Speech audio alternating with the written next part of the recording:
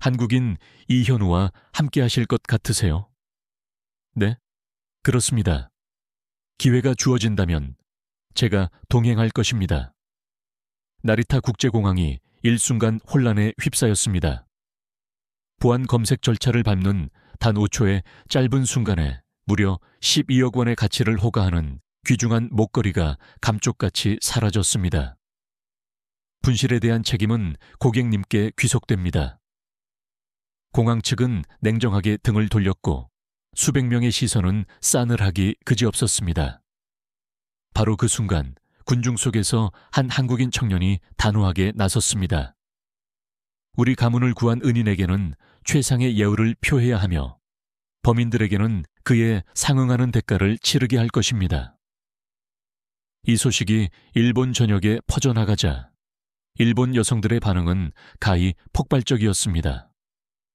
어째서 일본인들은 저렇게 행동하지 못하는가? 역시 한국 남자다. 더욱 놀라운 사실은 그 청년에게 숨겨진 놀라운 정체였습니다. 과연 그는 누구였을까요?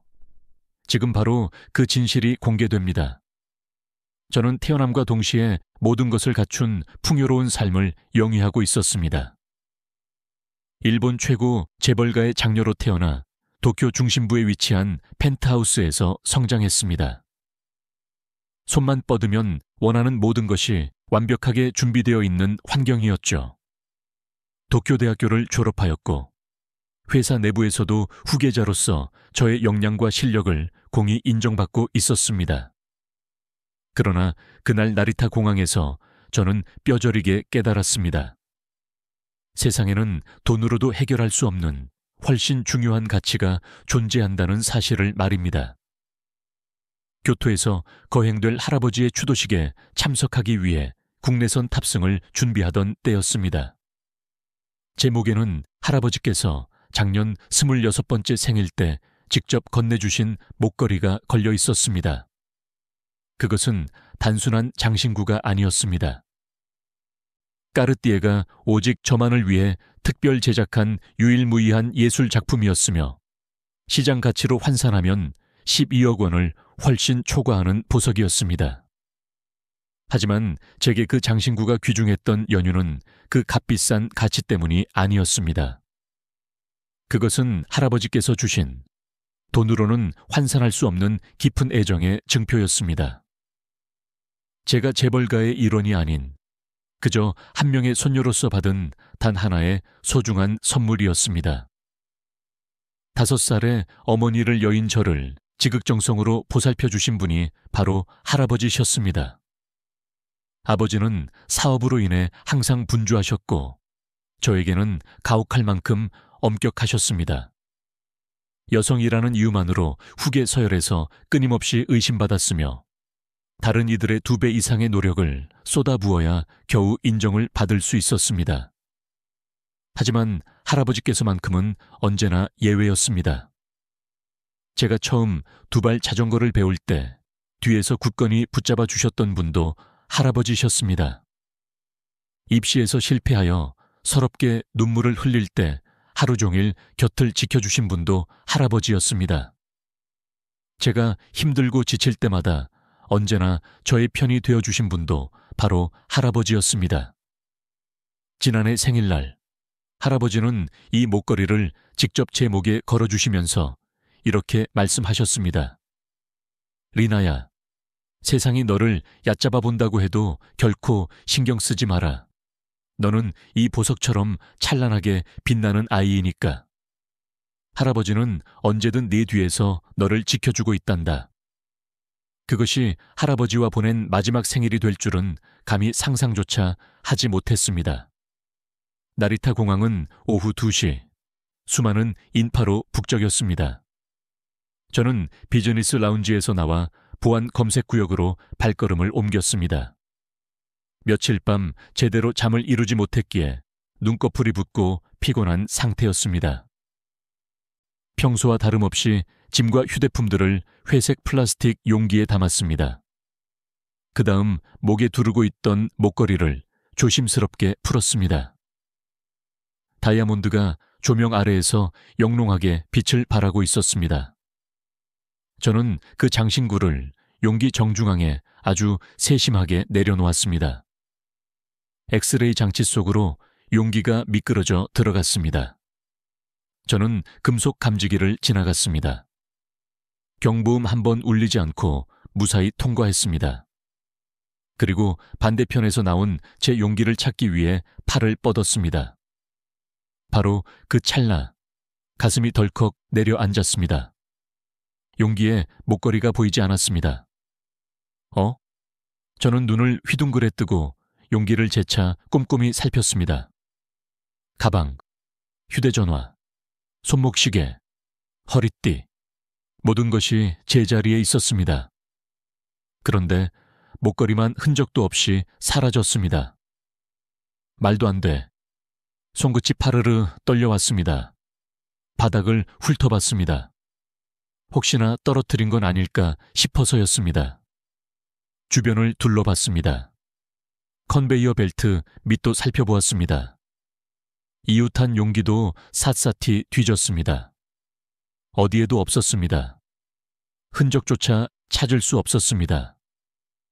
겨우 5초 엑스레이 장치를 통과하는 그 짧은 5초 동안 목걸이가 허공으로 증발해버린 것입니다.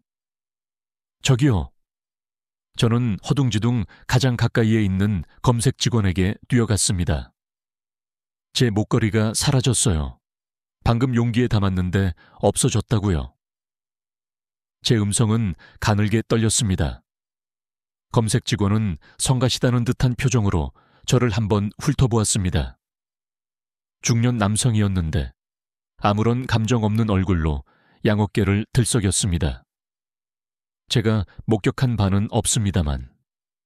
목격을 못하셨다니요? 틀림없이 넣었어요. 지금 막 넣었다고요. 까르띠에 목걸이에요. 다이아몬드가 박혀있는. 다시 찾아보셨습니까? 찾아봤다니까요. 어디에도 없어요. 감시 카메라를 돌려보세요. 제가 확실히 용기에 넣는 장면이 찍혔을 겁니다.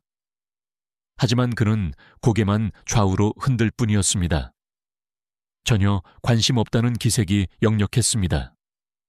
손님, 분실품은 분실물 담당 부서로 가셔야 합니다. 분실품이 아니라고요. 제 목청이 높아졌습니다. 도둑 맞은 거예요. 5초 전까지만 해도 분명 있었는데 순간 증발했어요. 12억 원짜리 목걸이라고요. 주위 사람들이 저를 힐끔거리기 시작했습니다. 하지만 직원은 여전히 차갑기만 했습니다. 그렇더라도 규정이 있습니다. 분실물 부서로. 규정이요? 제 소지품을 도둑 맞았는데요. 저는 다른 직원에게도 급히 달려갔습니다. 젊은 여성 직원이었습니다. 부탁드려요. 제 목걸이가 보안 검색 통과하는 사이에 없어졌어요. 감시 카메라만 확인해 주신다면. 하지만 그 직원 역시 마찬가지였습니다. 손님, 이곳에서 소동을 일으키시면 곤란합니다. 소동이요? 제 물건을 도둑 맞았는데 소동입니까? 다른 탑승객들에게 피해를 주고 계십니다. 피해, 소동, 그런 단어들만 되풀이되었습니다. 저는 세 번째 직원에게도 똑같은 절박한 호소를 했습니다. 네 번째 직원에게도 애원했습니다. 하지만 돌아오는 반응은 하나같이 동일했습니다. 그 누구도 감시 카메라 확인에 응해주려 하지 않았습니다. 아무도 제 말에 귀 기울이지 않았습니다. 제발, 목구멍이 막혔습니다. 눈물이 주르륵 흘러내렸습니다. 이것은 제 할아버지께서 세상을 떠나시기 전에 주신 마지막 선물이에요. 할아버지 추도식이 이틀 뒤인데 이 목걸이 없이는 할아버지께. 주변 사람들이 웅성거렸습니다. 저 여자 대체 뭐지? 목걸이 잃어버렸나 보네. 12억 원이라잖아. 진짜일까? 과장하는 거 아니야? 모두가 저를 의혹 가득한 시선으로 바라보았습니다. 손을 내밀어주는 사람은 단 한 명도 없었습니다. 저는 재벌가의 딸이었습니다. 손가락 하나 까딱하면 수십 명이 달려드는 위치였습니다.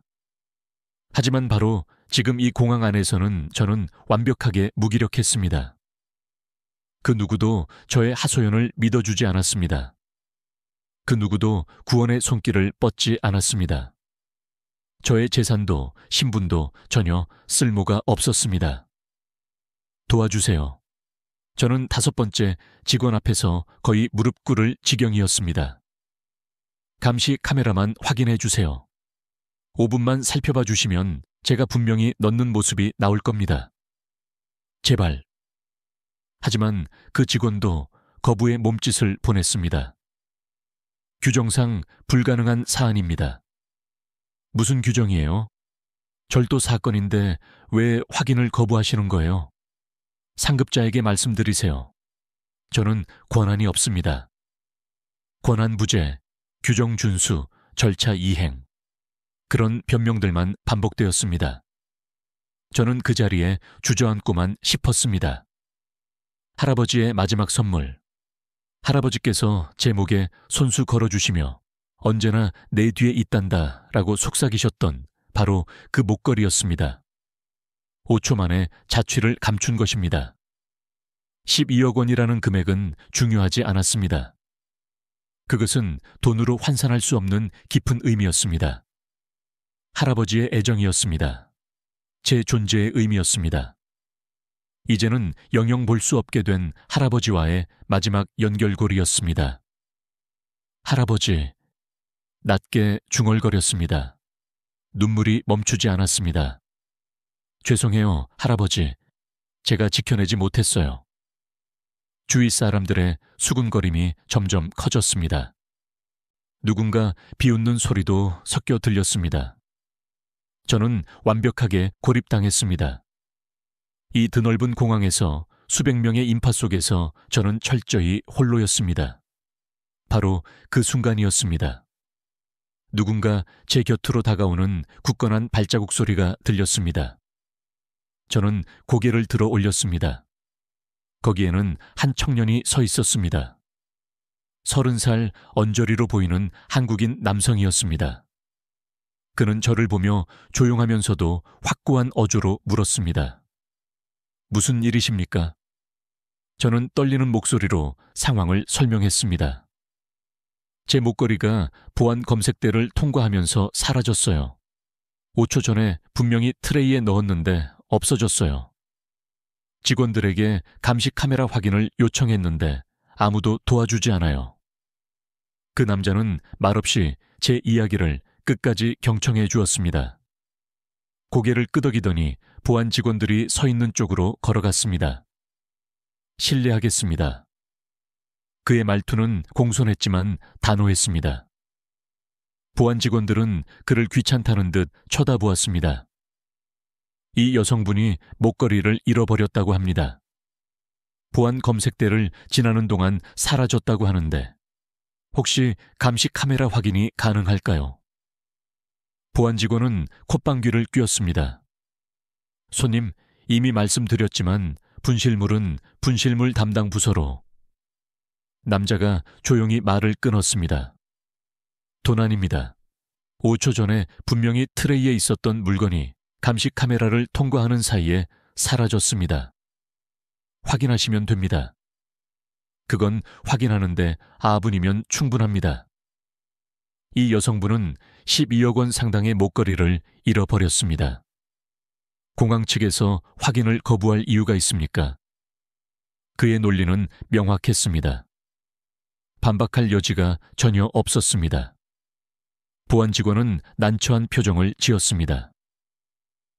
저는 권한이 없어서. 그렇다면 권한이 있는 분을 불러주십시오. 남자는 한 발짝도 물러서지 않았습니다. 저는 그의 뒤에 서서 그 모습을 지켜보았습니다. 처음으로 누군가 저의 편이 되어주고 있다는 사실이 믿기지 않았습니다. 보안 직원은 한숨을 쉬더니 무정의를 들었습니다. 상급자 요청합니다. 보안 검색대 4번 게이트로. 5분쯤 지났을까요? 정장을 입은 중년 남자가 다가왔습니다. 관리자로 보였습니다. 무슨 일입니까? 한국인 남자, 이현우는 다시 차분하게 설명했습니다. 제가 목걸이를 잃어버린 경위를 명확하고 간결하게 정리해서 말했습니다. 관리자는 저를 쳐다보더니 고개를 끄덕였습니다. 잠시만 기다려 주십시오. 확인해 보겠습니다. 드디어 움직임이 있었습니다. 관리자는 보안실로 들어갔습니다. 저와 이현우는 밖에서 기다렸습니다. 감사합니다. 저는 작은 목소리로 말했습니다. 그는 고개를 가볍게 끄덕이며 미소 지었습니다. 괜찮습니다. 당연한 일이에요. 당연한 일이라니요. 아무도 저를 도와주지 않았는데. 당신은 옳지 않은 일을 보고 지나칠 수 없었습니다. 그의 대답은 간단했지만 깊은 진심이 담겨 있었습니다. 저는 이현우라고 합니다. 리나입니다. 정말 감사합니다. 10분이 지났습니다. 관리자가 다시 나타났습니다. 표정이 굳어 있었습니다. 손님, 잠시 이야기 좀 하시죠. 저는 이현우와 함께 관리자를 따라갔습니다. 조그만 사무실로 안내받았습니다. 감시 카메라를 확인했습니다. 관리자의 목소리는 무겁게 가라앉아 있었습니다. 손님께서 말씀하신 대로 목걸이를 트레이에 올려놓으신 게 확인됩니다. 그리고 그는 잠시 말을 멈추었습니다. 보안 검색 직원 중 한 명이 가져간 것으로 보입니다. 순간 머리가 멍해졌습니다. 보안 직원이 훔쳐간 것이었습니다. 제가 미친 사람 취급을 받는 동안 실제로 누군가 제 물건을 훔쳐간 것입니다. 지금 즉시 경찰에 신고하겠습니다. 해당 직원은 이미 근무를 마치고 퇴근했지만 연락이 닿는 대로 조치를 취하겠습니다. 관리자는 거듭 사과했습니다. 저는 그저 멍하니 앉아 있을 뿐이었습니다. 리나 씨, 이현우가 제 어깨에 손을 얹었습니다. 괜찮으세요? 네, 아니, 모르겠어요. 눈물이 다시 흘러나왔습니다. 이번에는 안도감과 분노가 뒤섞인 복합적인 눈물이었습니다. 경찰이 도착하기까지 또 30분이 걸렸습니다. 그 시간 동안 이현우는 계속 제 옆에 머물렀습니다. 아무 말도 하지 않았지만 그의 존재만으로도 저는 안심할 수 있었습니다. 경찰은 상황을 파악한 뒤 즉시 해당 직원의 집으로 향했습니다. 저와 이현우도 함께 경찰서로 이동했습니다. 비행기는 괜찮으세요? 이현우가 물었습니다. 놓쳤어요. 하지만 상관없어요. 목걸이를 찾는 게 더 중요하니까요. 가족분 장례식이라고 하셨죠? 네, 할아버지 추도식이에요. 이틀 뒤인데 찾을 수 있을 겁니다. 그의 목소리에는 확신이 담겨 있었습니다. 경찰서에서 2시간을 기다렸습니다. 이현우는 여전히 제 곁을 지켰습니다. 커피를 사다 주기도 하고 조용히 옆에 앉아 있기도 했습니다. 드디어 경찰이 돌아왔습니다. 찾았습니다. 경찰이 투명한 증거 봉투를 건넸습니다. 그 안에 제 목걸이가 들어 있었습니다. 다이아몬드가 형광등 불빛을 받아 반짝였습니다. 용의자가 자백했습니다. 판매할 목적으로 가져갔다고 합니다. 저는 봉투를 받아들고 그 자리에서 울음을 터뜨렸습니다. 할아버지의 마지막 선물, 제가 영영 잃어버렸다고 생각했던 것을 다시 찾았습니다. 할아버지, 다시 찾았어요. 경찰서를 나섰을 때는 이미 해가 기울고 있었습니다. 저는 이현우를 바라봤습니다. 정말 뭐라고 감사를 드려야 할지 모르겠어요. 당신이 아니었다면 저는 영영 이 목걸이를 찾지 못했을 거예요. 다행입니다. 찾으셔서요. 당신은 왜 저를 도와주신 거예요? 모르는 사람인데. 이현우는 잠시 생각하더니 대답했습니다. 그냥 옳은 일이라고 생각했습니다. 누군가 억울한 상황에 처해 있는데 지나칠 수 없었어요. 그의 대답은 단순했지만 깊은 진심이었습니다. 저는 당신이 누군지도 몰라요. 어디서 오셨는지, 무슨 일을 하시는지. 저는 그냥 여행 중인 사람입니다. 한국에서 왔어요. 한국. 저는 목걸이를 꼭 쥐었습니다. 이 낯선 나라에서 유일하게 손을 내밀어준 사람. 그것도 한국인이었습니다.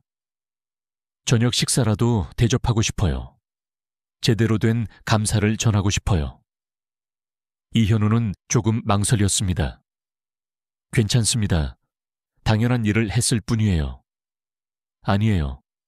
당신에게는 당연한 일일지 몰라도 저에게는 인생을 바꾼 일이에요. 제발 부탁이에요. 저의 간곡한 부탁에 이현우는 결국 고개를 끄덕였습니다. 저는 이현우와 함께 나리타 공항 근처 레스토랑으로 향했습니다. 고급 일식당이었습니다. 평소 같았으면 당연하게 선택했을 장소지만 오늘은 달랐습니다. 제가 가진 모든 것을 동원해서라도 감사를 표현하고 싶었거든요. 이렇게까지 하실 필요 없는데요. 이현우가 난처한 표정을 지었습니다. 필요해요. 당신이 아니었다면 저는 할아버지께 뭐라고 말씀드려야 할지 몰랐을 거예요. 저는 목에 목걸이를 다시 걸었습니다. 차가웠던 금속이 제 천으로 인해 따뜻해졌습니다. 할아버지, 추도식이 이틀 뒤라고 하셨죠? 네, 교토에서 열려요. 가족분만 참석하시나요? 아니요, 아버지와 저뿐이에요. 어머니는 제가 어렸을 때 돌아가셨어요. 이현우는 고개를 끄덕였습니다. 더 이상 묻지 않았습니다. 제가 말하고 싶은 만큼만 들어주는 배려였습니다. 이현우 씨는 여행 중이라고 하셨죠? 일본에는 어떻게 오셨어요? 군 복무를 마치고 잠깐 쉬는 시간을 가지려고요. 일본은 처음이에요. 군 복무요? 네. 한국에서는 남자들이 군대에 가야 해요. 어떤 부대에 계셨어요? 이현우는 잠시 망설이더니 대답했습니다. 특수부대였습니다. 그래서 그렇게 침착하셨구나. 저는 고개를 끄덕였습니다. 공항에서 보여준 그의 태도가 이해됐습니다. 훈련받은 사람의 침착함이었습니다. 제대하고 뭐 하실 계획이세요? 아직 확실하지는 않아요. 보안 관련 일을 하고 싶긴 한데 구체적으로 정하지는 못했어요. 식사가 나왔습니다. 이현우는 젓가락을 능숙하게 다루었습니다. 일본 음식 드셔보셨어요? 몇 번요? 한국에도 일식당이 많거든요. 우리는 천천히 식사를 했습니다.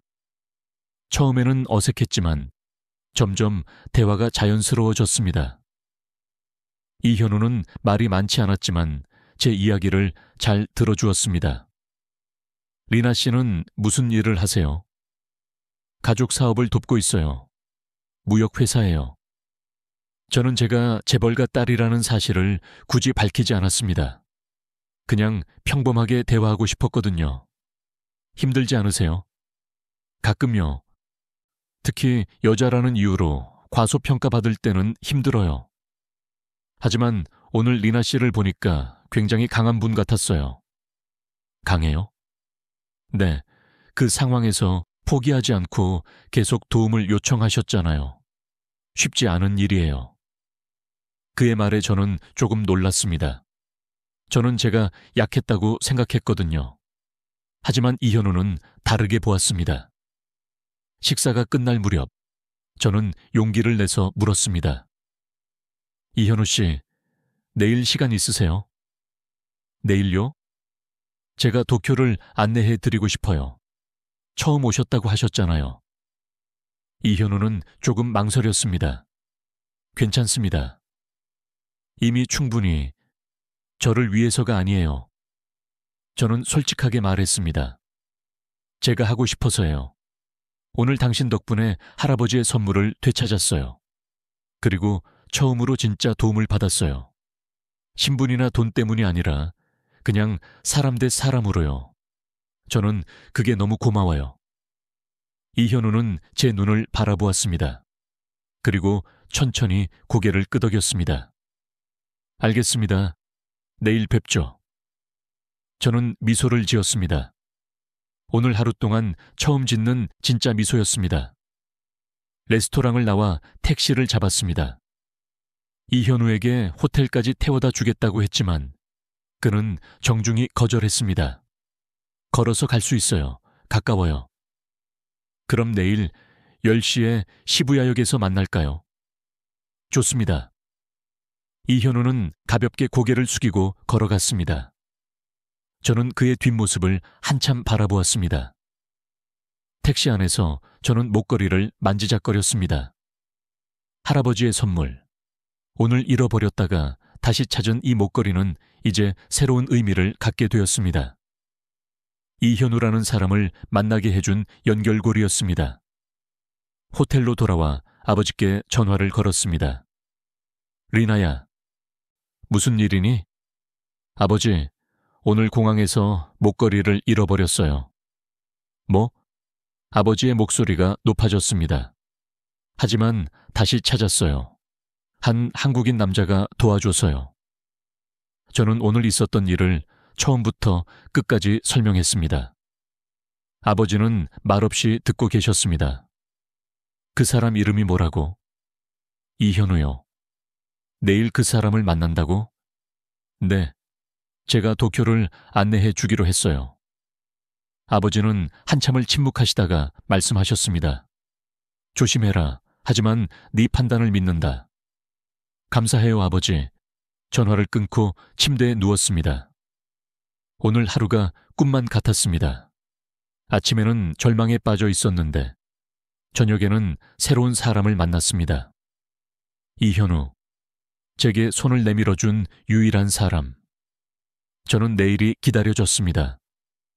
다음 날 아침, 저는 평소보다 일찍 일어났습니다. 옷장 앞에서 한참을 고민했습니다. 너무 화려하면 부담스러울 것 같고, 너무 평범하면 성에 없어 보일 것 같았습니다. 결국 심플한 원피스를 골랐습니다. 시부야역에 도착했을 때는 9시 50분이었습니다.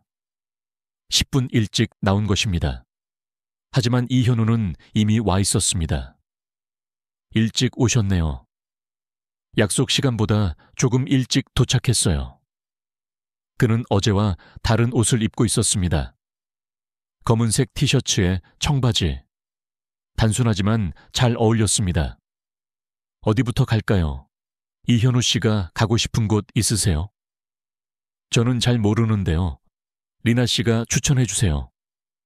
저는 잠시 생각했습니다. 그럼 아사쿠사부터 갈까요? 전통적인 분위기를 느낄 수 있는 곳이에요. 우리는 지하철을 탔습니다. 출근 시간이 지나서인지 그리 붐비지 않았습니다. 이현우는 창밖을 보며 지나가는 풍경을 관찰했습니다. 도쿄는 어때요? 생각보다 복잡하네요. 하지만 정돈되어 있어요. 처음 오신 거라고 했죠? 네, 일본은 처음이에요. 사실 해외 자체가 처음입니다. 정말요? 그럼 제가 좋은 가이드가 되어야겠네요. 이현우가 미소 지었습니다. 이미 충분히 좋은 가이드예요. 아사쿠사에 도착했습니다. 센소지 절 앞은 관광객들로 북적였습니다. 여기가 도쿄에서 가장 오래된 절이에요. 1400년이 넘는 곳이죠. 이현우는 고개를 끄덕이며 주변을 둘러봤습니다.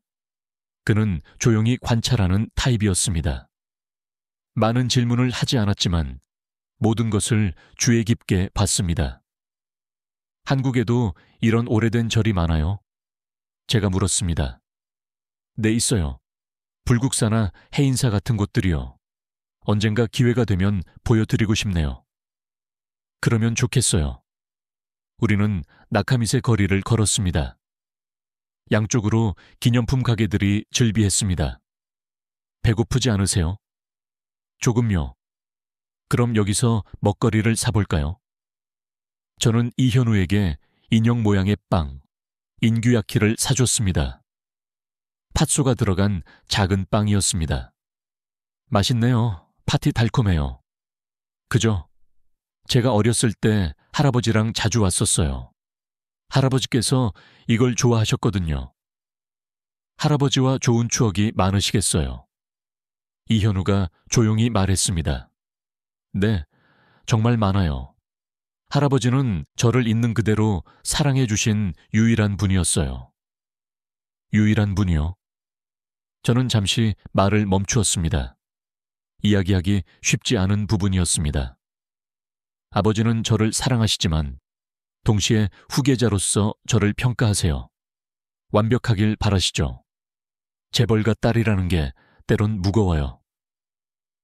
이현우는 고개를 끄덕였습니다. 힘드셨겠어요? 힘들었죠. 지금도 가끔은요. 하지만 할아버지는 그냥 저를 손녀로만 봐주셨어요. 실수해도 괜찮다고, 울어도 괜찮다고 말씀해 주셨어요. 좋은 분이셨네요. 최고로 좋은 분이셨어요. 우리는 스카이트리로 이동했습니다. 전망대에 올라가자 도쿄가 한눈에 내려다 보였습니다. 높네요. 진짜 높아요. 이현우가 창가에 가까이 다가가며 말했습니다. 650매요. 세계에서 가장 높은 타워 중 하나죠. 이현우는 창가에 서서 도쿄를 내려다 봤습니다. 저도 그 옆에 섰습니다. 저기 보이는 게 도쿄 타워예요. 예전에는 저게 가장 높았죠. 다 작게 보이네요. 그렇죠?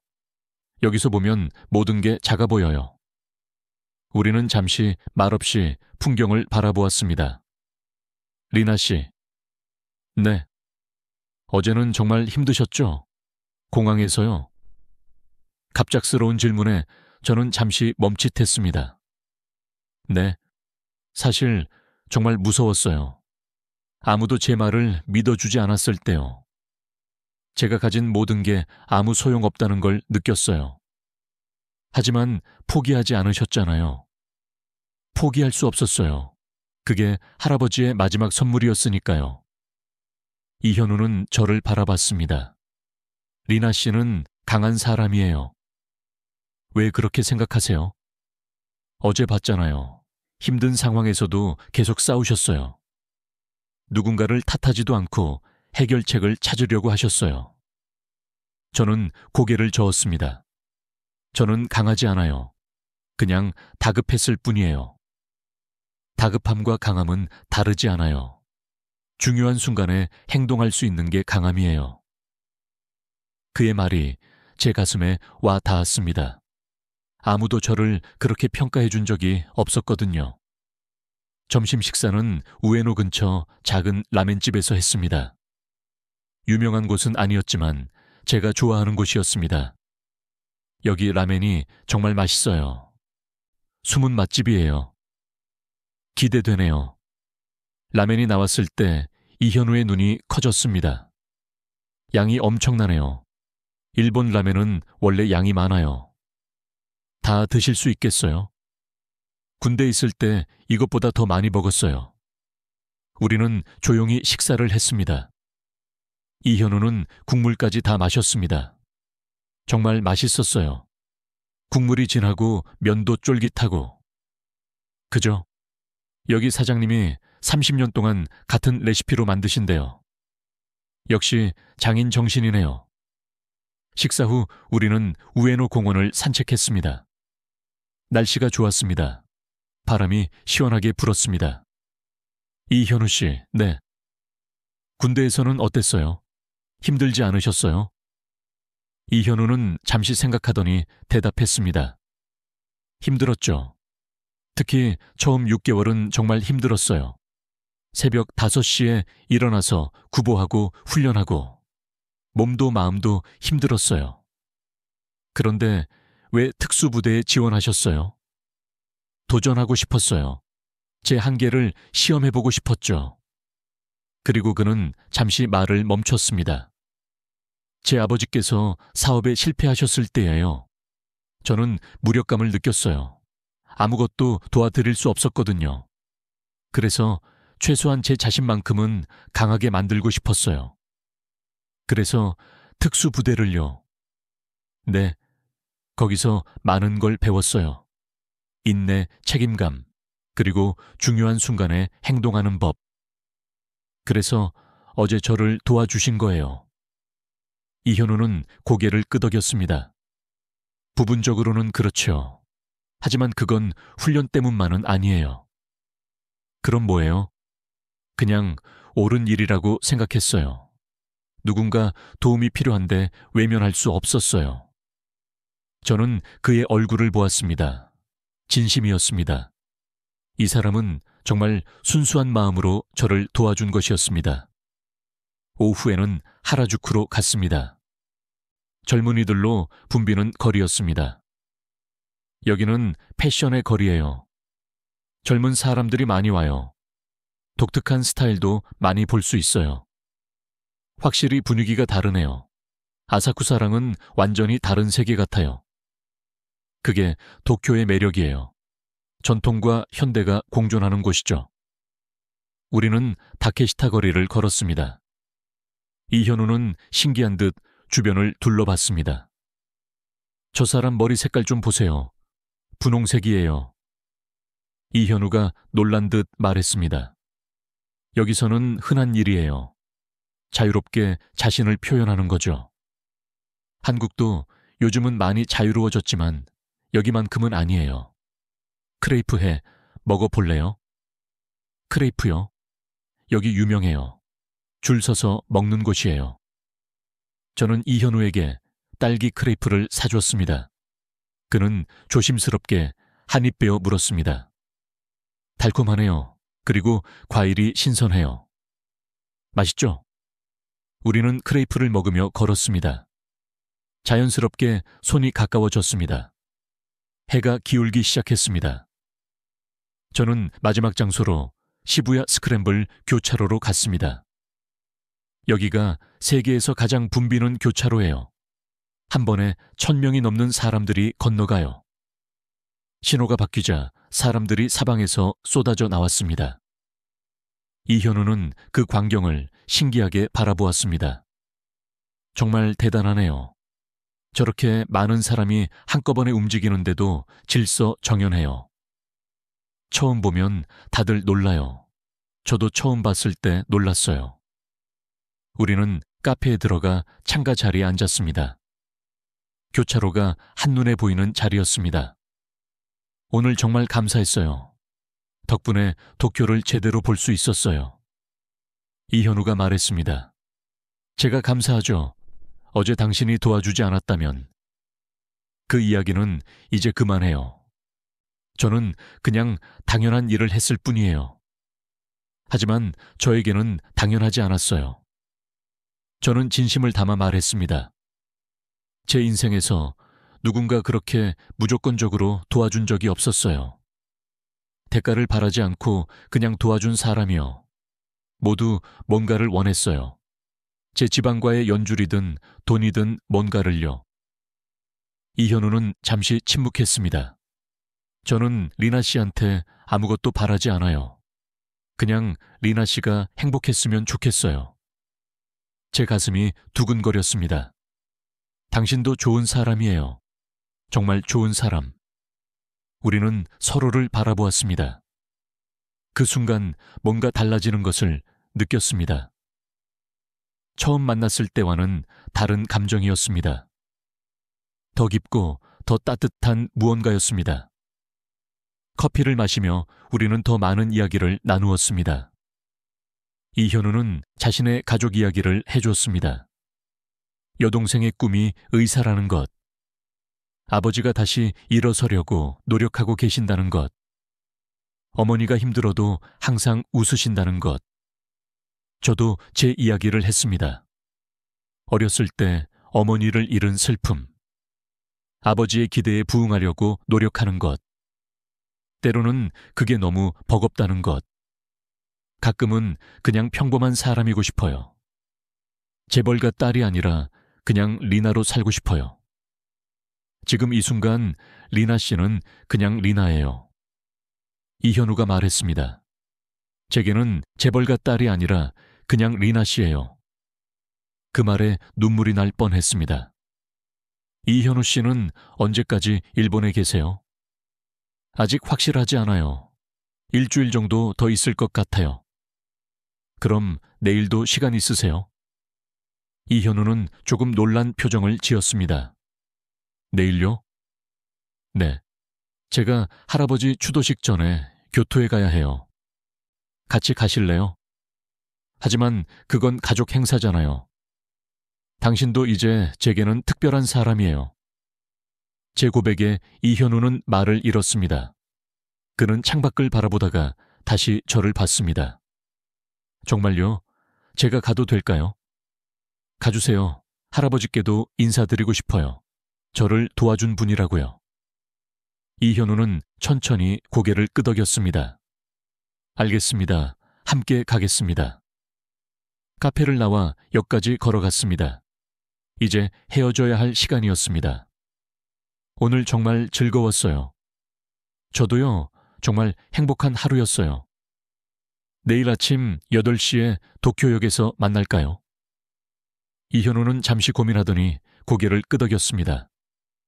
네, 내일 봐요. 저는 미소 지었습니다. 그리고 택시를 잡았습니다. 창문 너머로 이현우가 손을 흔들었습니다. 택시가 출발했습니다. 저는 뒤를 돌아봤습니다. 이현우는 여전히 그 자리에 서 있었습니다. 손을 흔들며. 그날 밤 저는 오랜만에 편안하게 잠들었습니다. 마음이 따뜻했습니다. 누군가와 진심으로 연결된 기분이었습니다. 다음 날 아침, 도쿄역에서 이현우를 만났습니다. 그는 작은 가방 하나만 메고 나타났습니다. 짐이 그게 다예요? 1박이면 충분해요. 우리는 신칸센을 탔습니다. 교토까지는 2시간 반 정도 걸렸습니다. 기차 안에서 저는 창밖을 바라봤습니다. 후지산이 멀리 보였습니다. 저기 후지산이에요. 정말 아름답네요. 이현우도 창밖을 바라봤습니다. 리나 씨, 네. 할아버지는 어떤 분이셨어요? 저는 잠시 생각했습니다. 따뜻한 분이셨어요. 저를 있는 그대로 사랑해주신 유일한 분이었죠. 지금도 그리워요? 매일 그리워요. 이현우는 고개를 끄덕였습니다. 교토에 도착했습니다. 저는 이현우를 료칸으로 안내했습니다. 전통 일본식 여관이었습니다. 여기서 묵을 거예요. 제가 예약해뒀어요.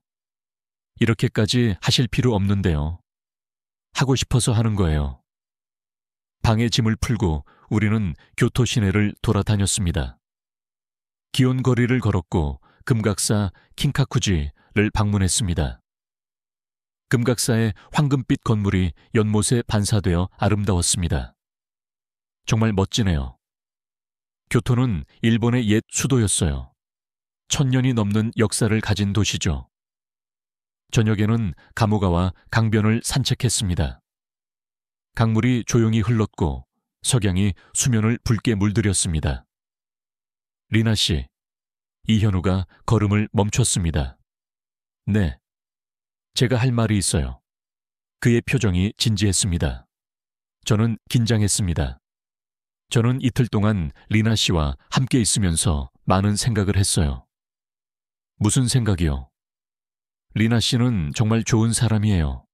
그리고 그는 말을 멈췄습니다. 저도 리나 씨가 좋아요. 제 심장이 빠르게 뛰기 시작했습니다. 하지만 그 말에 제 가슴이 철렁했습니다. 하지만 우리는 너무 다른 세상에 살아요. 무슨 뜻이에요? 리나 씨는 재벌가 딸이잖아요. 저는 알고 있어요. 저는 놀랐습니다. 어떻게? 리나 씨가 목걸이를 잃어버렸을 때 주변 사람들의 반응을 봤어요. 그리고 호텔 예약할 때도 알았어요. 리나 씨는 평범한 사람이 아니에요. 그게 왜 중요해요? 저는 평범한 사람이에요. 저는 평범한 사람이에요. 제대한 지 얼마 안 된 군인이고 특별한 직업도 없어요. 그런 건 중요하지 않아요. 저한테는 중요해요. 이현우의 목소리가 단호했습니다. 저는 자존심이 있는 사람이에요. 누군가의 도움으로 살고 싶지 않아요. 제가 언제 도움을 주겠다고 했어요? 하지만 결국 그렇게 될 거예요. 우리의 차이는 너무 커요. 저는 눈물이 날 것 같았습니다. 그럼 어떻게 하자는 거예요? 그냥 이대로 헤어지자는 거예요? 저는 모르겠어요. 이현우는 하늘을 올려다보았습니다. 저도 리나 씨가 좋아요. 진심이에요. 하지만 현실은 감정만으로 해결되지 않아요. 저는 당신이 좋아요. 당신이 부자든 가난하든 상관없어요. 하지만 저는 상관 있어요. 그의 말에 저는 할 말을 잃었습니다. 리나 씨, 저는 가족이 있어요. 아버지와 어머니, 그리고 여동생이요. 제가 그들을 책임져야 해요. 여행도 사실 사치예요. 마지막 자유를 만끽하려고 온 거예요. 무슨 뜻이에요? 아버지 사업이 잘 안 돼요. 빚이 있고 여동생 학비도 마련하기 힘든 상황이에요. 저는 돌아가면 일을 찾아야 해요. 저는 그제야 이해했습니다. 그럼 제가 도와드릴게요. 그럴 수 없어요. 이현우는 고개를 저었습니다. 저는 자선을 받을 수 없어요. 제 문제는 제가 해결해야 해요. 사랑과 자선은 다른 거예요. 저한테는 같아요. 우리는 한참을 말없이 서 있었습니다. 강물 소리만 들렸습니다. 시간을 주세요. 이현우가 말했습니다. 저도 생각을 정리해야 해요. 저는 고개를 끄덕였습니다. 더 이상 말할 수 없었습니다. 그날 밤 저는 잠들지 못했습니다. 이현우의 말이 계속 머릿속을 맴돌았습니다. 그는 옳았습니다. 우리는 다른 세상에 살고 있었습니다. 하지만 그게 왜 중요한지 이해할 수 없었습니다. 다음 날 할아버지 추도식이 있었습니다. 이현우도 참석했습니다. 그는 맨 뒤에 조용히 서 있었습니다. 의식이 진행되는 동안 저는 눈물을 참았습니다. 할아버지의 영정사진이 저를 바라보고 있었습니다. 그 따뜻한 미소를 이제 다시는 볼 수 없다는 사실이 믿기지 않았습니다. 식이 끝나고 아버지가 제게 다가왔습니다. 리나야, 저 남자가 네가 말한 이현우인가? 네, 아버지. 아버지는 이현우를 바라봤습니다. 소개해다오. 저는 이현우를 아버지께 소개했습니다. 아버지, 이분이 공항에서 저를 도와주신 이현우 씨예요. 이현우는 공손하게 인사했습니다. 처음 뵙겠습니다. 이현우입니다. 아버지는 그의 손을 잡았습니다. 감사합니다. 제 딸을 도와주셔서요. 당연한 일을 했을 뿐입니다. 아버지는 이현우를 한참 바라보더니 물었습니다. 한국에서 오셨다고 들었습니다. 무슨 일을 하시나요? 군복무를 마치고 여행 중입니다. 군복무요? 네, 한국 특수부대에서 복무했습니다. 아버지의 눈빛이 달라졌습니다. 그렇군요. 시간 되시면 저와 이야기 좀 나눌 수 있을까요? 물론입니다. 아버지와 이현우는 따로 자리를 옮겼습니다. 저는 멀리서 그들을 바라보았습니다. 무슨 이야기를 나누는지 궁금했습니다. 30분쯤 지났을까요? 그들이 돌아왔습니다. 아버지는 만족스러운 표정이었습니다. 리나야, 이현우 씨와 좋은 대화를 나눴다. 무슨 이야기를 하셨어요? 나중에 이야기해 주마. 아버지는 이현우에게 말했습니다. 생각해 보시고 연락 주십시오. 감사합니다. 이현우가 대답했습니다. 추도식이 완전히 끝난 건 저녁 무렵이었습니다. 저는 지쳐 있었습니다.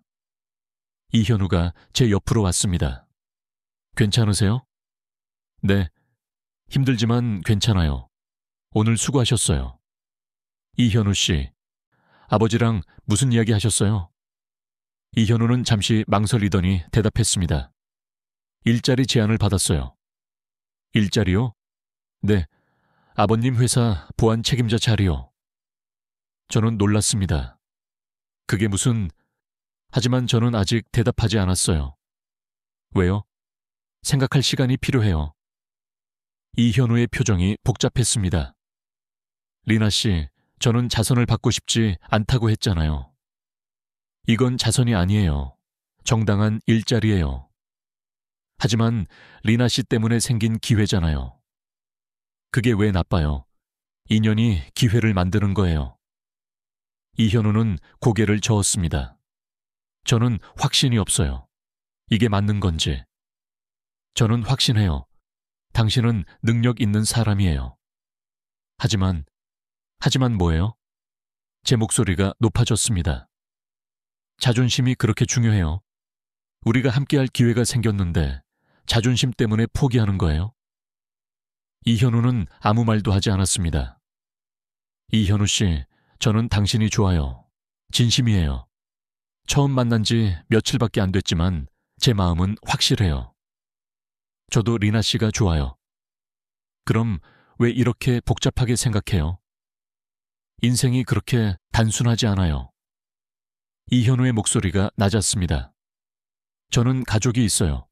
책임이 있어요. 그리고 자존심도 있어요. 저는 누군가에게 기대서 살고 싶지 않아요. 제가 언제 기대라고 했어요?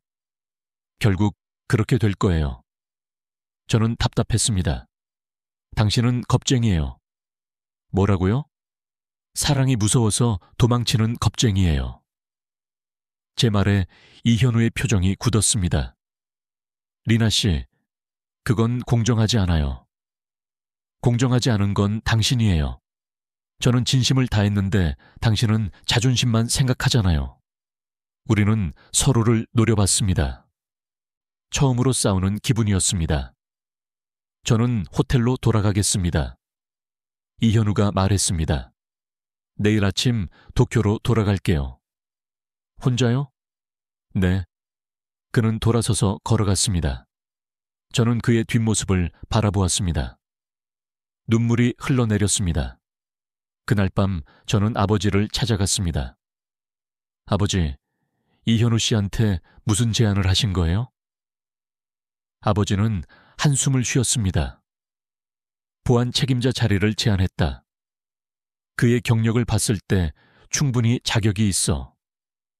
그런데 왜 거절하려는 거예요? 자존심 때문이겠지. 내 덕분에 생긴 기회라고 생각하는 거야.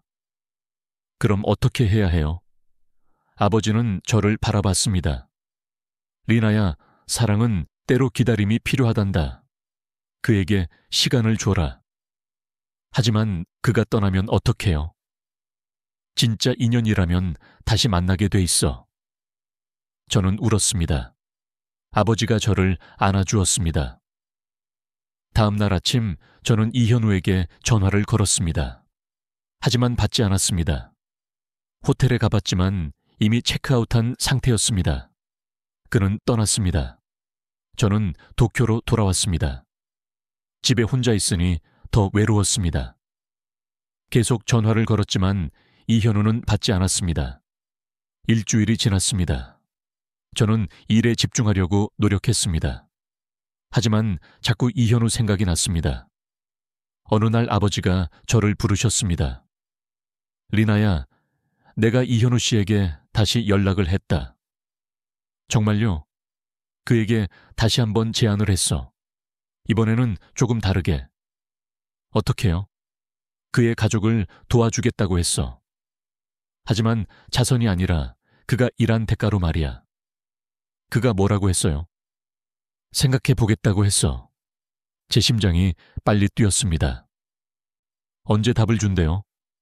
내일. 그날 밤 저는 잠들 수 없었습니다. 내일 이현우의 대답을 듣게 될 것입니다. 수락할까요? 거절할까요? 저는 알 수 없었습니다. 다음 날 아침 저는 일찍 일어났습니다. 시계를 보니 6시였습니다. 아버지에게서 연락이 올 때까지 기다려야 했습니다. 8시가 됐습니다. 전화벨이 울렸습니다. 아버지, 리나야, 이현우 씨가 수락했다. 제 심장이 멈춘 것 같았습니다. 정말요?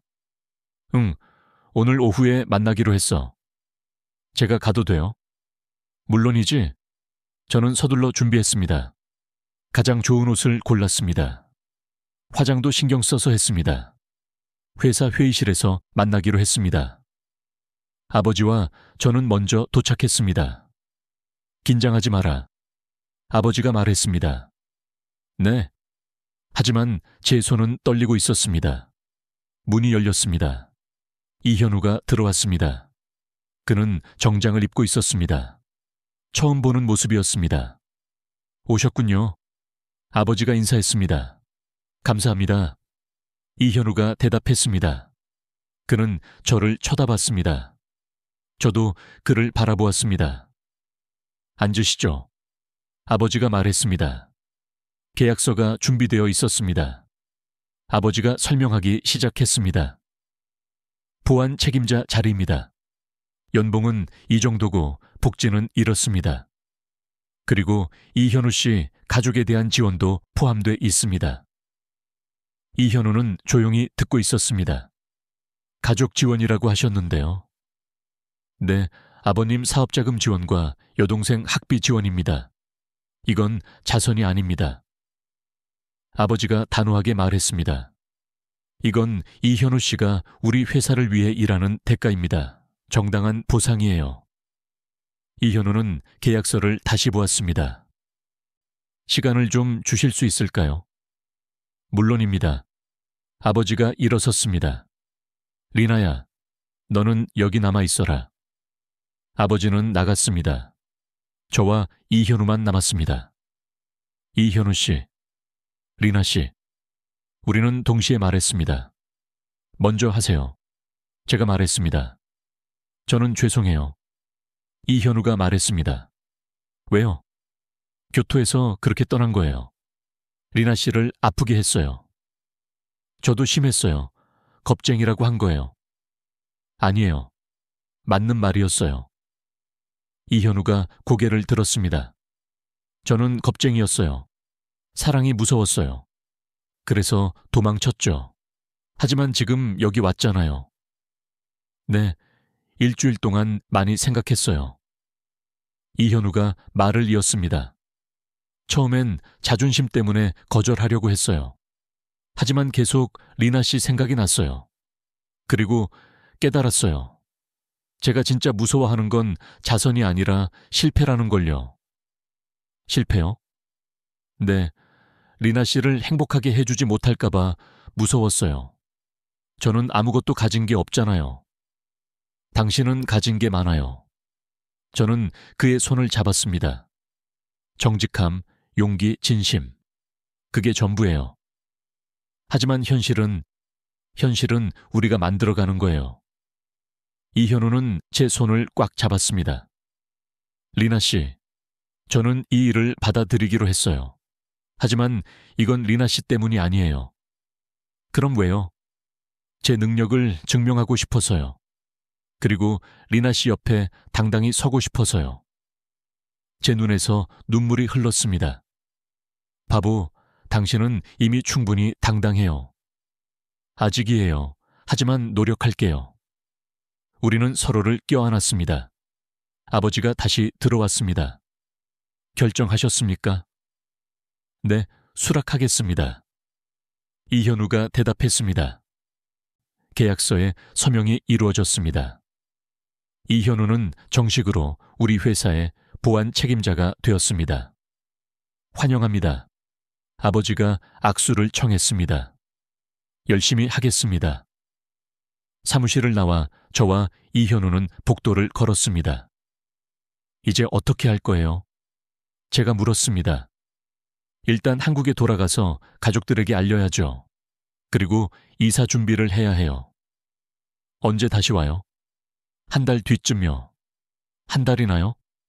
준비할 게 많아요. 저는 아쉬웠습니다. 전화해요. 매일. 네, 그렇게 할게요. 공항까지 배웅했습니다. 이현우는 출국장으로 들어가기 전에 저를 안아주었습니다. 한 달 뒤에 봐요. 네, 기다릴게요. 그는 들어갔습니다. 저는 그의 모습이 보이지 않을 때까지 서 있었습니다. 한 달이 지났습니다. 매일 이현우와 전화 통화를 했습니다. 그는 가족들에게 모든 것을 이야기했고 그들은 기뻐했다고 했습니다. 드디어 이현우가 일본으로 돌아왔습니다. 저는 공항에 마중 나갔습니다. 리나 씨, 이현우가 손을 흔들었습니다. 저는 달려가 그를 안았습니다. 보고 싶었어요. 저도요. 우리는 회사로 갔습니다. 이현우는 첫 출근이었습니다. 긴장돼요. 잘할 수 있어요. 아버지가 직접 팀원들에게 이현우를 소개했습니다. 새로 부임한 보안 책임자 이현우입니다. 이현우는 정중하게 인사했습니다.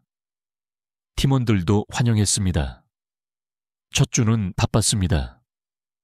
이현우는 업무를 파악하느라 정신없었습니다. 저도 제 일이 있었기 때문에 자주 만나지는 못했습니다. 하지만 퇴근 후에는 꼭 함께 저녁을 먹었습니다. 오늘은 어땠어요? 배울 게 많네요. 하지만 재미있어요. 이현우는 일을 정말 열심히 했습니다.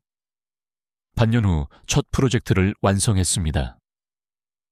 보안 시스템 개선안이었습니다. 잘했어요. 아버지가 칭찬했습니다. 감사합니다. 이현우는 점점 회사에서 인정받기 시작했습니다. 어느 주말 이현우가 저를 불렀습니다. 시간 있어요? 네, 왜요? 같이 갈 곳이 있어요. 우리는 차를 타고 도쿄 외곽으로 나갔습니다. 작은 공원이었습니다. 여기가 어디예요? 제가 처음 일본에 왔을 때 온 곳이에요.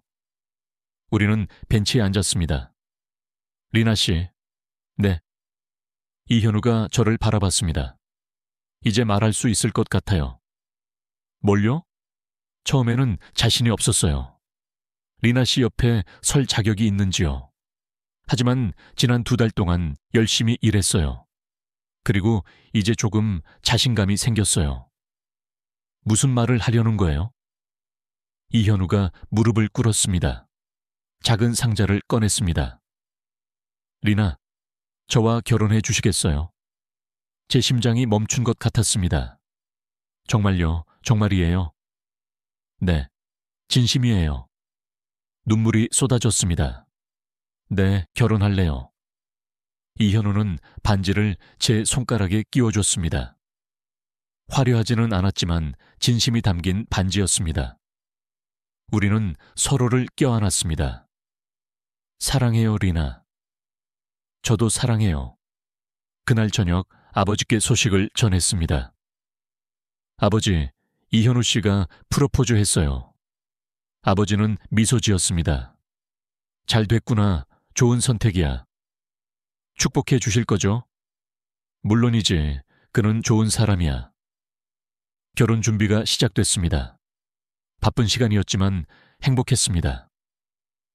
이현우의 가족도 일본에 왔습니다. 처음 만나는 자리였습니다. 처음 뵙겠습니다. 이현우의 어머니가 인사했습니다. 반갑습니다. 저도 정중하게 인사했습니다. 우리 아들 잘 부탁드립니다. 제가 더 잘 부탁드려요. 두 가족은 금방 친해졌습니다. 문화는 달랐지만 마음은 통했습니다. 결혼식 날이 왔습니다. 도쿄의 호텔에서 열렸습니다. 저는 웨딩드레스를 입고 거울을 봤습니다. 목에는 할아버지의 목걸이가 걸려 있었습니다. 할아버지, 저 행복해요. 식장에 들어섰습니다. 이현우가 앞에서 기다리고 있었습니다. 그는 환하게 웃고 있었습니다. 저는 천천히 걸어갔습니다. 아버지가 제 손을 잡고 함께 걸었습니다. 이현우 앞에 섰습니다. 그는 제 손을 잡았습니다. 평생 함께 하겠습니다. 저도요. 우리는 서약했습니다. 하객들이 박수를 쳤습니다. 이현우의 가족도 울고 있었습니다. 아버지도 눈가를 닫고 계셨습니다. 식이 끝나고 피로연이 열렸습니다. 축하해요, 리나 씨. 회사 동료들이 인사했습니다. 감사합니다. 이현우도 많은 축하를 받았습니다. 이제 진짜 가족이 됐네요. 이현우의 어머니가 말했습니다. 네, 어머니. 저는 처음으로 그렇게 불렀습니다. 신혼여행은 한국으로 갔습니다. 이현우의 고향을 보고 싶었거든요. 여기가 제가 자란 동네예요. 작은 마을이었습니다. 도쿄와는 전혀 달랐습니다. 조용하고 평화로웠습니다. 좋은 곳이네요. 시골이지만 정이 많은 곳이에요. 우리는 마을을 걸었습니다. 사람들이 이현우를 알아봤습니다. 현우 아니야. 결혼했다며? 네, 이쪽은 제 아내 리나예요. 일본 사람이라고 들었어. 예쁘네. 사람들은 친절했습니다. 낯선 저를 따뜻하게 맞아주었습니다. 현우가 어렸을 때는 말이야. 동네 어르신들이 이현우의 어린 시절 이야기를 해줬습니다. 저는 재밌게 들었습니다. 여기가 제가 다닌 초등학교예요. 작은 학교였습니다. 운동장에서 아이들이 뛰어놀고 있었습니다. 저도 저기서 놀았어요. 이현우가 웃으며 말했습니다. 상상이 가네요. 서울로 돌아왔습니다. 대도시였습니다. 도쿄만큼 크고 활기찼습니다. 서울은 어때요? 도쿄랑 비슷하면서도 달라요. 우리는 남산타워에 올라갔습니다. 서울이 한눈에 보였습니다. 아름답네요. 그죠? 저는 이곳에서 자랐어요. 이현우가 자랑스럽게 말했습니다. 신혼여행을 마치고 도쿄로 돌아왔습니다. 새로운 생활이 시작됐습니다. 이현우는 일을 계속 열심히 했습니다. 반년 후에는 승진도 했습니다. 축하해요. 이제 부장이에요. 다 리나 씨 덕분이에요. 아니에요. 당신 실력이에요. 우리는 작은 아파트에서 살았습니다. 큰 집도 살 수 있었지만 이현우가 원하지 않았습니다. 우리 힘으로 모은 돈으로 집을 사고 싶어요. 저도 동의했습니다. 주말에는 함께 요리를 했습니다. 이현우가 한국 음식을 가르쳐 줬습니다. 김치찌개는 이렇게 만들어요. 매워 보이는데요. 맛있어요. 한번 먹어봐요.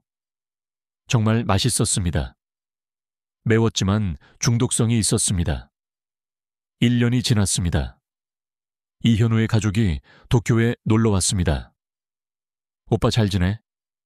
여동생이 물었습니다. 응, 잘 지내. 언니도 잘 지내요. 응, 행복해. 저는 진심으로 대답했습니다. 다행이다. 오빠가 행복해 보여서 기뻐. 여동생은 대학생이 되었습니다. 꿈을 향해 열심히 공부하고 있었습니다. 나중에 크면 언니처럼 멋진 사람이 될 거야. 고마워, 리나 언니. 이현우의 부모님도 안정을 찾았습니다. 사업이 다시 잘 되고 있었습니다. 다 네 덕분이다, 리나야. 아니에요. 현우 씨가 열심히 일한 덕분이에요. 좋은 며느리를 만났어. 어머니가 제 손을 잡았습니다. 2년째 되던 해, 저는 임신을 했습니다. 현우 씨, 나 임신한 것 같아. 이현우는 놀란 표정을 지었습니다. 정말? 응, 병원에서 확인했어. 그는 저를 들어 올렸습니다. 조심해. 나 임산부야. 미안. 너무 기뻐서. 우리는 웃었습니다. 아이가 태어났습니다. 딸이었습니다.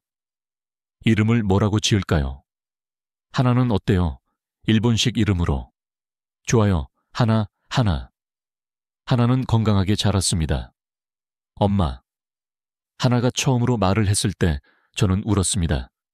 현우 씨, 들었어? 응, 들었어. 우리는 행복했습니다. 5년이 흘렀습니다. 저는 지금 나리타 공항에 서 있습니다. 하나하나 아이의 손을 잡고 이현우와 함께요. 엄마, 여기가 엄마랑 아빠가 처음 만난 곳이야. 응, 맞아. 신기하다. 하나가 눈을 반짝였습니다. 우리는 그날 제가 목걸이를 잃어버렸던 바로 그 보안 검색대 앞에 섰습니다. 여기서 5초 만에 목걸이가 사라졌어. 그래서 아빠가 도와줬구나. 응, 아빠가 나타나지 않았다면 엄마는 지금 이렇게 행복하지 못했을 거야. 이현우가 제 어깨를 감쌌습니다. 운명이었어요. 맞아. 운명이었어. 저는 목에 걸린 목걸이를 만졌습니다. 할아버지의 선물. 이제 이 목걸이는 두 가지 의미를 갖고 있었습니다. 할아버지의 사랑, 그리고 이현우와의 만남. 할아버지 보고 계시죠? 저 정말 행복해요. 우리는 공항을 나왔습니다. 오늘은 어디 갈 거야? 할아버지 묘소에 갈 거야. 와, 할아버지 만나러 가는 거야? 응, 아빠도 인사드려야지. 교토로 향했습니다. 할아버지 묘소 앞에 섰습니다. 할아버지, 저예요. 리나. 이현우도 절을 했습니다. 할아버지, 리나 잘 지키고 있습니다. 그리고 이 아이가 하나예요. 할아버지 증손녀. 하나도 조그만 손을 모았습니다. 증조 할아버지, 안녕하세요. 바람이 불었습니다. 마치 할아버지가 대답하는 것 같았습니다. 할아버지 덕분이에요. 이 목걸이가 없었다면 이현우 씨를 만나지 못했을 거예요. 저는 눈물을 닦았습니다.